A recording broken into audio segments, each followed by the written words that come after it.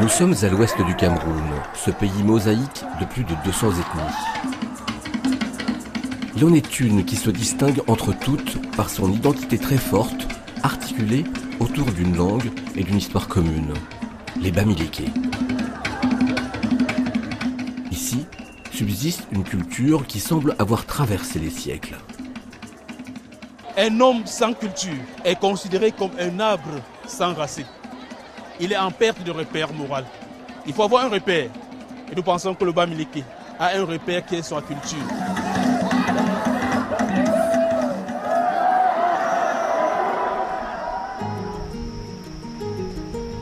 Cette culture est partagée par tous les habitants du pays Bamileke sur un territoire de 6000 km², considéré comme le grenier du pays.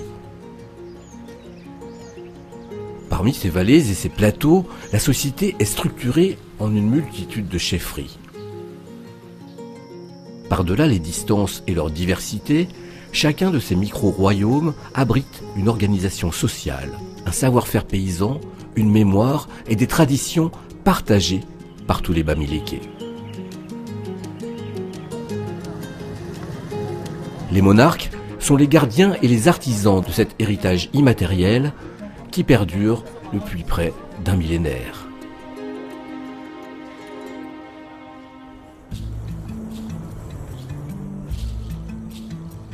Cette région est appelée Grassfield car le sol y est fertile grâce à la proximité du volcan, le Mont Cameroun, et l'eau y est abondante. Mais ici, aucune savane ou forêt équatoriale comme ailleurs au Cameroun. Les paysages sont façonnés depuis des siècles par les Bamileke.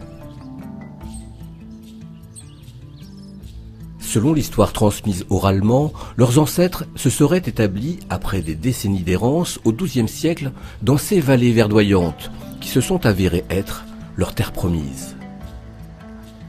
Car les Bamileke seraient, dit-on, les descendants d'un peuple venu de Haute-Égypte, un peuple d'agriculteurs qui cultivaient les bords du Nil. Ces Bamileke fuient la soumission à l'esclavage.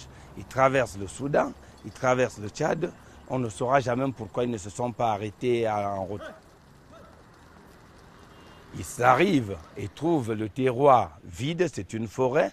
Et qu'est-ce qu'ils font? Ils vont développer un art, une technique d'occupation du terrain en détruisant la forêt. Et ils vont créer des paysages, des bocages.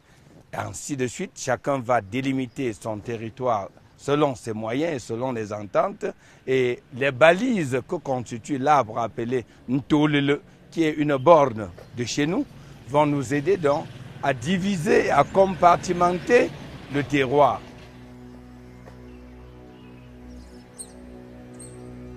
Ce territoire est occupé au fil des siècles par les familles peu à peu agrandies.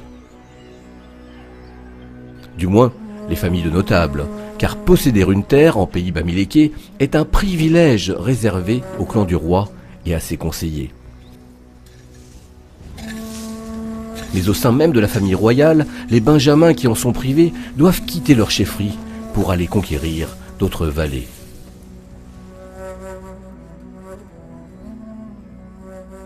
Nous sommes d'une famille royale de Foutouni, un village voisin. Bon, vous savez que les problèmes de succession, ça fait toujours problème ici chez les Bamileke. Mon grand-père a échoué la succession de la chefferie, on l'a installé ici. Nous sommes les petits-fils et descendants. C'est notre communauté ici, tous ces sommets-là. Voici ma parcelle, mon frère est en haut. Généralement, on vit de l'agriculture, du sol. Quel que soit ce que vous faites, vous devez avoir une parcelle. C'est pourquoi les gens se battent dessus. Bon, et ce n'est pas n'importe qui a la terre, comme mon grand-père, comme vous voyez. Il a toute une montagne, parce qu'il a des descendants.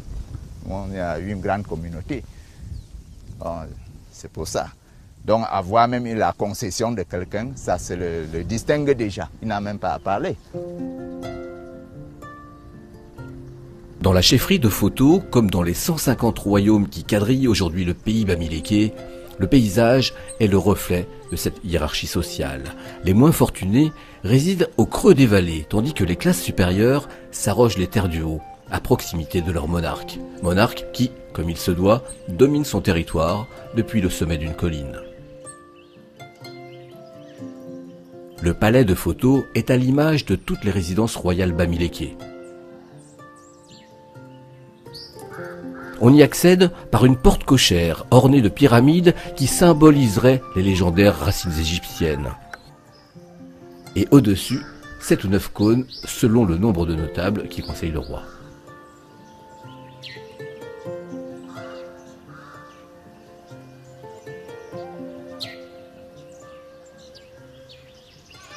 En région Bamiléké, le roi a une force. Et cette force est incarnée par un animal, la panthère, qui est un animal royal.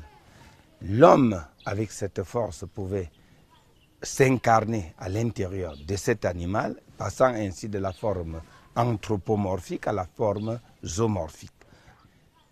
Voilà le symbole des ivoires, qui sont également un élément de richesse dans les royaumes. Nous avons cette cloche.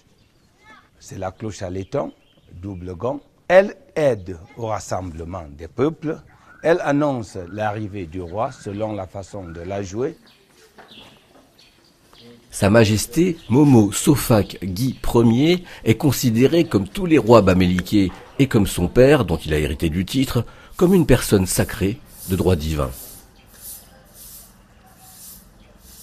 Je me situe dans la continuité des actions que mes prédécesseurs, mes pères, ont posées, les jalons qu'ils ont posés. Je continue en veillant à la pérennisation de notre culture, de nos traditions, de nos us, pour l'intérêt, bien entendu, supérieur de notre royaume. Les chefs ont un pouvoir de décision sur des aspects coutumiers de son royaume, puisque puisque chez nous, la difficulté, l'héritage que nous avons, la difficulté première, c'est que c'est oral. Pour montrer à quel point le roi incarne à lui seul les dogmes juridiques, politiques et religieux de son peuple, un buste de chacun de ses prédécesseurs a droit à sa case en raffia. En 1892, c'est le roi Nello qui s'assoit sur le trône. Mais entre-temps, les colons allemands ont conquis le territoire bamiléké et l'ont intégré dans un pays plus vaste, 8 ans auparavant, qu'ils ont baptisé Cameroun. Nello fait partie de ces bamilékés qui s'illustrent par leur résistance aux colons. Il sera pendu en 1915. Mais tous les monarques n'ont pas adopté la même attitude face à la colonisation.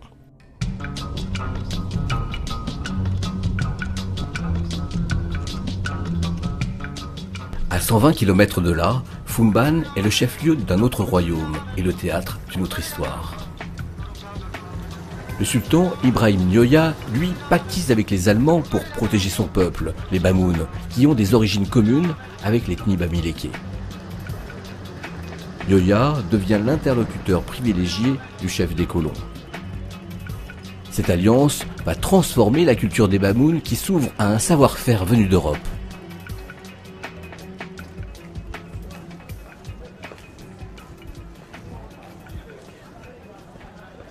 Nous sommes devant le palais du roi Njoya.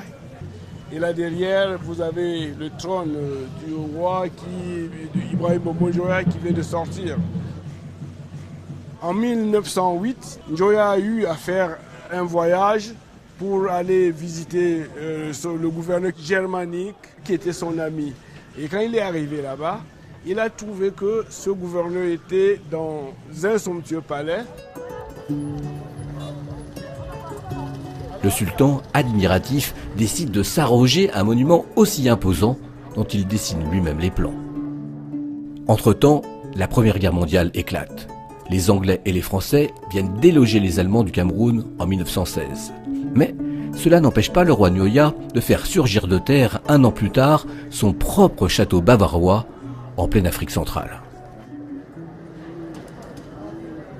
Ce bâtiment a reçu absolument beaucoup d'influence, surtout sur le plan de la technicité. Parce que ces briques que vous voyez là, les bambous ne construisaient pas comme ça. Les bambous construisaient, ils mettaient les piquets, ils tissaient les bambous et ils mettaient la boue, le poteau-poteau, pour pouvoir habiter là-dedans. Et c'est les Allemands qui ont changé la nouvelle façon de voir, la nouvelle façon de bâtir chez les bambous.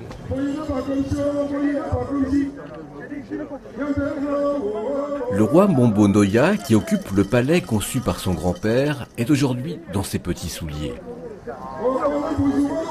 Tous les 2 ans, pendant la fête du Ngwon, en face du palais royal, son pouvoir est remis en question. Il va passer devant le tribunal des notables qui peuvent soit le destituer, soit le reconduire. Le temps du procès, il quitte le trône sur lequel il siège depuis 25 ans. Il redevient un sujet assis sur une simple chaise, dépourvu d'apparat. Les Fonangwon ont décidé à l'unanimité d'infliger une amende particulière et consistante au sultan, une amende de 10 chèvres. Seulement 10 chèvres à donner aux notables pour quelques erreurs de gouvernance. Soulagé, le roi retrouve son trône pour 2 ans encore.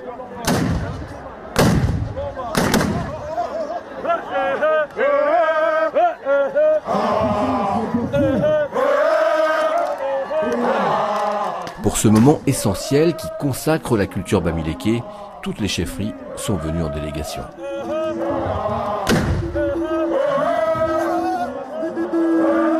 Lorsqu'on lit un peu certains livres qui viennent de l'Occident, on a l'impression que la démocratie, elle est nouvelle en Afrique.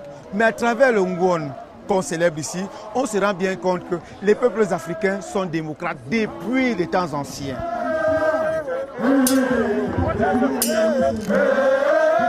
C'est un peu cette culture qu'on célèbre et qui est millénaire. C'est une culture ancienne qui reste et qui ne meurt pas. C'est une culture qui est permanente.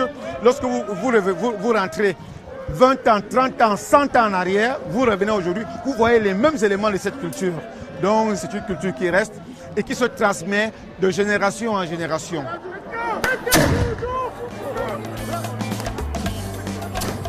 Cette culture si ancrée chez les Bamilékés contribue aujourd'hui à leur principale réussite.